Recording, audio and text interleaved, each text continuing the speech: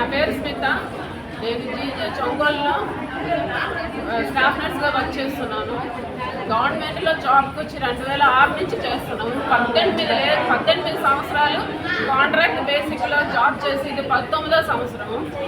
మేము ఆ కాంట్రాక్ట్లో జాబ్ చేసి కూడా మేము ఎందుకు పిల్లల్ని వదిలేసి కోవిడ్ టైంలో కూడా ఎందుకు కష్టపడి ఇంత చేశాము అని అంటే, ఏ ప్రభుత్వమైనా వచ్చినప్పుడు మా బాధలను అర్థం చేసుకొని రెగ్యులరైజేషన్ చేస్తారన్న నమ్మకంతో మేము చేశాము. గత ప్రభుత్వం చేస్తారని అనుకున్నాం, అప్పుడు జరగలేదు. ఈ ప్రభుత్వమైనా మా మీద దయచేసి మమ్మల్ని రెగ్యులర్ చేస్తారని అనుకొని మేము డ్యూటీ చేస్తున్నాము. ఎంతో కష్టపడి ఆరోగ్యాలు కోవిడ్ ఎఫెక్ట్ అయ్యి తల్లిదండ్రులని పిల్లల్ని వదిలేసి రెంట్కి రూమ్ కూడా దొరకకుండా ఎవరైనా హాస్పిటల్లో డ్యూటీ చేస్తున్నాము అని అంటే రెంట్కి ఇవ్వడానికి కూడా మాకు వెనకాడిన రోజులు ఉన్నాయి కోవిడ్ టైంలో. అయినా కానీ ఎంతో కష్టపడి ఇంటికి కోవిడ్ టైంలో పేషెంట్స్ చూసి మేము ఇంటికి వెళ్తే మా పిల్లలు మా కుటుంబం ఒక రూమ్లో ఉంటే మేము ఇంకొక రూమ్లో ఉండి ఎంతో కష్టపడి వాళ్ళకి దగ్గర కూడా లేని అంత విధంగా మేము బాధపడి డ్యూటీలు చేసుకుంటూ మేము ముందుకు వచ్చాము. 2014కు ముందున్న వాళ్ళని రెగ్యులర్ చేస్తారు అని అంటే సర్వీస్లో ఉన్న వాళ్ళందరూ చాలా ఆనందంగా ఉన్నాము. ఎందుకంటే మమ్మల్ని కూడా సర్వీస్లో ఉన్న వాళ్ళనైనా రెగ్యులర్ చేస్తారేమో అని.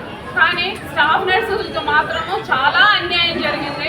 ఎందుకు అని అంటే స్టేట్ గవర్నమెంట్ కాంట్రాక్ట్లో మేము లేము అని చెప్పి సెంట్రల్ గవర్నమెంట్లో ఉన్నారు మీరు స్టాఫ్ నర్సులు అందరూ అని చెప్పేసి మమ్మల్ని ఆ రెగ్యులర్ పోస్టులకి కూడా మాకు అనర్హులుగా తీసేశారు.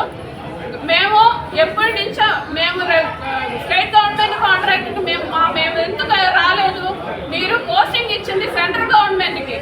సెంట్రల్ గవర్నమెంట్ స్కీమ్ కింద అప్లికేషన్ ఇచ్చింది ఎవరు? State government. స్టేట్ గవర్నమెంట్కి మేము మమ్మల్ని చేత పని చేయించి సెంట్రల్ గవర్నమెంట్ నుంచి శాలరీస్ తీసుకున్నారు. మా తప్పు కాదు కదా. ఏపీ గవర్నమెంట్ నోటిఫికేషన్ ఇవ్వడం వల్ల మేము నోటిఫికేషన్లో అప్లికేషన్ పెట్టాము. అందులో మేము పని చేస్తూ కూడా మాకు అర్హత లేదని చెప్పి 2014కు ముందున్న వాళ్ళందరినీ రెగ్యులర్ చేసినప్పుడు కూడా మాకు ఒక్క స్టాఫ్ నర్స్ కూడా అందులో రెగ్యులర్ కాలేదు. ఎంతో సర్వీస్లో ఉన్న స్టాఫ్ నర్సులు అందరూ ఎంతో ఆవేదన చెందారు.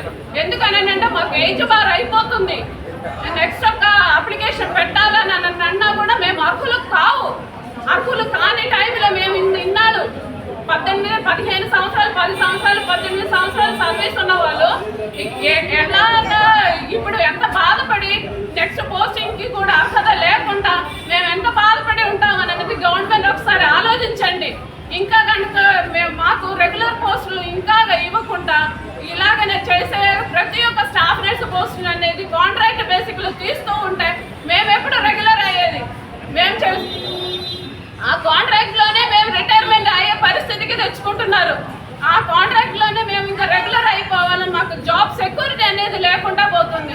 స్టాఫ్ నర్స్ చదివి బిఎస్సీ నర్సింగ్ చదివి ఎంఎస్సీ చదువుకున్న వాళ్ళు డ్యూటీలు చేస్తున్నారు. అయినా కానీ మీరు అసలు రెగ్యులర్ పోస్ట్ అనేది కొంచెం కూడా మీరు కరుణించట్లేదు స్టాఫ్ నర్స్ పోస్టుల్లో. మాతో పాటు పోస్టింగ్ ఇచ్చిన వాళ్ళకేమో డాక్టర్స్ కానీ వేరే ఎవరికైనా రెగ్యులర్ పోస్టింగ్ వస్తుంది.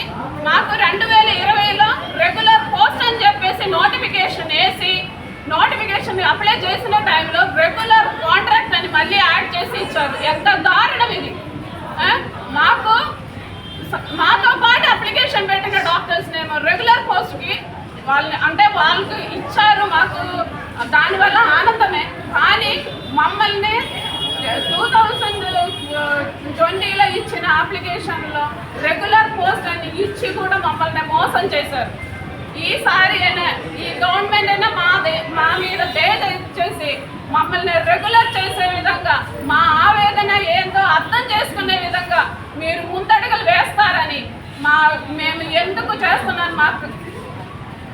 మా కోవిడ్ టైంలో కూడా మాతో పాటు పని చేస్తున్న స్టాఫ్ నర్సెస్ మా కొలీగ్స్ ఎంతోమంది రోగాల పాలయ్యారు, చనిపోయారు.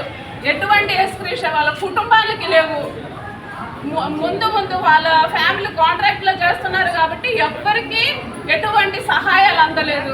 చాలా బాధపడి కాంట్రాక్ట్ బేసిక్లో చేస్తున్న వాళ్ళు ఎంత ఒక ఆరోగ్య బీమా లేదు, ఉద్యోగ భద్రత లేదు, రేపు చేస్తారా లేదా అని నమ్మకం లేదు. ఎన్ని సంవత్సరాల నుంచి అయినా ఈ కాంట్రాక్ట్లోనే మగ్గిపోయే పరిస్థితులు మా పరిస్థితి. మమ్మల్ని దయచేసి అర్థం చేసుకొని ఈ గవర్నమెంట్ అయినా మా మీద దయచేసి మమ్మల్ని రెగ్యులర్ చేయాలని వేడుకుంటున్నామండి.